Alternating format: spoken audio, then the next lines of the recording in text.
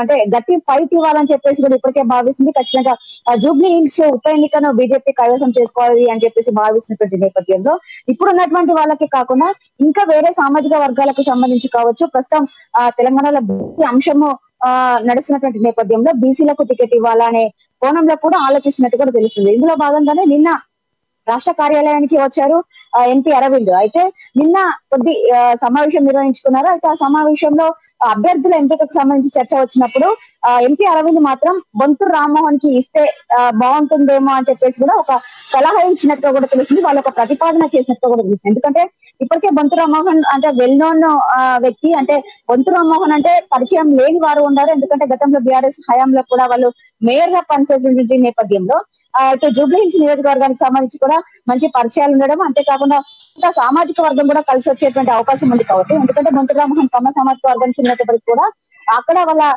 భార్య యాదవ సామాజిక వర్గానికి చెందింది కాబట్టి రెండు వర్గాల ఓట్లు వీళ్ళకు పడే అవకాశం ఉంటుంది కాబట్టి, అంతేకాకుండా బొంతు రామ్మోహన్ గతంలో ఏబీవీపీలో కూడా పనిచేసిన నేపథ్యం. ఒకవేళ బొంతు రామ్మోహన్ కనుక అన్ని అనుకూలించి పార్టీలోకి ఆహ్వానిస్తే కావచ్చు, పార్టీ కార్యాచరణకు సంబంధించి కావచ్చు, పార్టీకి అర్థం చేసుకున్నటువంటి తీరు కావచ్చు, చాలా అంటే ఇతరులతో పోలిస్తే చాలా మెరుగ్గా ఉంటుందని చెప్పేసి కూడా వాళ్ళు కొంత వాళ్ళ యొక్క సూచన చేసినట్టుగా కూడా మనకు తెలుస్తుంది. అయితే ఈ నేపథ్యంలో నిన్న అరవింద్ కుమార్ ఎంపీ ఏదైతే వాళ్ళ పేరు ప్రతిపాదించారు అప్పటి నుంచి కూడా ఒకవైపు క్రిమినల్ కమిటీ చెందిన 5 పేర్లతో సహా బొంతు రామ్మోహన్ పేరు కూడా తెరపైకి బలంగా వినిపిస్తుంది నిన్నటి నుంచి కూడా. కానీ బొంతు రామ్మోహన్ మాత్రం ఈ అంశాన్ని ఖండిస్తున్నాడు. నేను కాంగ్రెస్ లోనే ఉన్నాను, ఎక్కడ కూడా పార్టీ మారే ఆలోచన లేదంటూ కూడా తను ఖండించినటువంటి నేపథ్యం అయితే కనబడుతుంది. అయితే ఈ రోజు మరొకసారి రాష్ట్ర వ్యవహారాల ఇన్ఛార్జిగా ఉన్నటువంటి అభయ్ పాటిల్ తో పాటు చంద్రశేఖర్ తివారీ, అంతేకాకుండా రాష్ట్ర అధ్యక్షుడు కేంద్ర మంత్రిగా ఉన్నటువంటి కిషన్ రెడ్డి, రాజ్యసభ సభ్యులు లక్ష్మణ్ ఎంపీ అంటే లక్ష్మణ్ తో పాటు డికే అర్ణ ఇట్లా ముఖ్య నేతలంతా కూడా మరొకసారి సమావేశం కానున్నారు.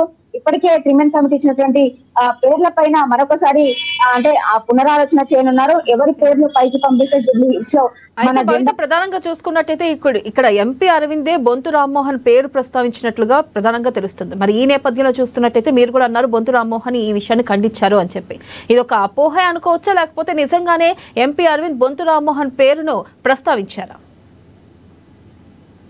అంటే మనం చూడొచ్చు ఇప్పటివరకు అయితే చాలా మంది రాజకీయవేత్తలు పార్టీ టికెట్ ఇస్తుంది అని చెప్పేసి భావించి ఆశ భంగపడ్డ వాళ్ళందరూ కూడా వేరే పార్టీ వైపు చూసే చాలా ఉంటాయి. ఎందుకంటే గతంలో కూడా బీఆర్ఎస్ అధికారం కోల్పోయిన తర్వాత కాంగ్రెస్ పార్టీలో చేరారు. అక్కడ పార్లమెంట్ టికెట్ ఆశించారు. అక్కడ పార్లమెంట్ టికెట్ రానప్పుడు కూడా కొంత అసహనంతో ఉన్నటువంటి బొంతు రామ్మోహన్ ఇప్పుడు జూబ్లీ హిల్స్ టికెట్ ఆశించారు. మొన్నటి వరకు కూడా ఏదైతే 3 పేర్లు కాంగ్రెస్ పార్టీ ఫైనల్ చేస్తూ వచ్చిందో, కాంగ్రెస్ పార్టీలో వినిపిస్తూ వచ్చినాయో అందులో బొంతు రామ్మోహన్ కూడా ఒకరు. అంటే మొన్నటి వరకు కూడా కాంగ్రెస్ అభ్యర్థి ప్రకటించేంత వరకు కూడా ఆ రోజు ముందు రోజు వరకు కూడా మరికొన్ని గంటల్లో కాంగ్రెస్ అభ్యర్థి ప్రకటిస్తున్నప్పటికీ కూడా బొంతు రామ్మోహన్ పేరు వినిపించింది. కానీ చివరి నిమిషంలో బొంతు రామ్మోహన్ నేను పోటీలో లేను, ఎవరిని పోటీలో ఉంచినా కూడా ఖచ్చితంగా వాళ్ళ యొక్క గెలుపుకు నేను సహకరిస్తా అని చెప్పేసి చెప్పినట్టు నేపథ్యం కనబడుతుంది. అయితే ఈ నేపథ్యంలో మరొకసారి జూబ్లీ హిల్స్ టికెట్ ఆశించి బొంతు రామ్మోహన్ భంగపడ్డాడు కాబట్టి ప్రస్తుతమైన కాంగ్రెస్ లో కంటిన్యూ అవుతారా లేదా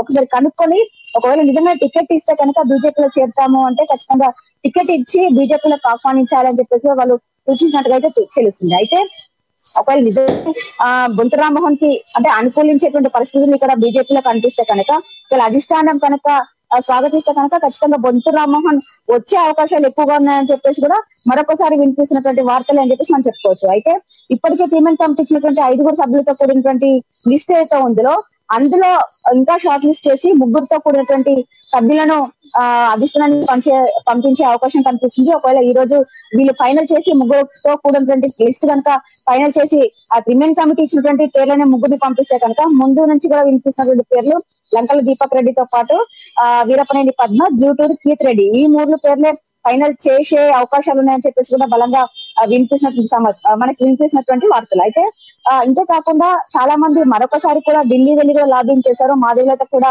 నాకు టికెట్ ఇస్తే కనుక ఖచ్చితంగా నేను గెలుస్తాను అని చెప్పేసి కూడా ఆమె చెప్పగానే చెప్తున్నట్టు నేపథ్యం కనబడుతుంది. చాలా మంది పేర్లు కూడా తెరపైకి వచ్చాయి.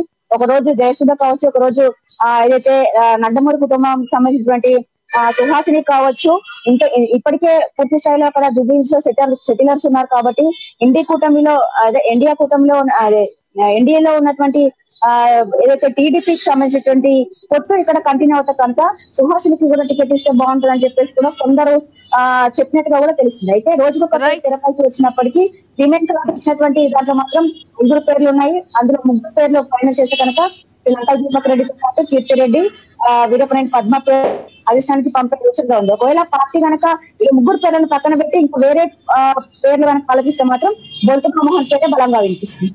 Right, thank you Bhavitha.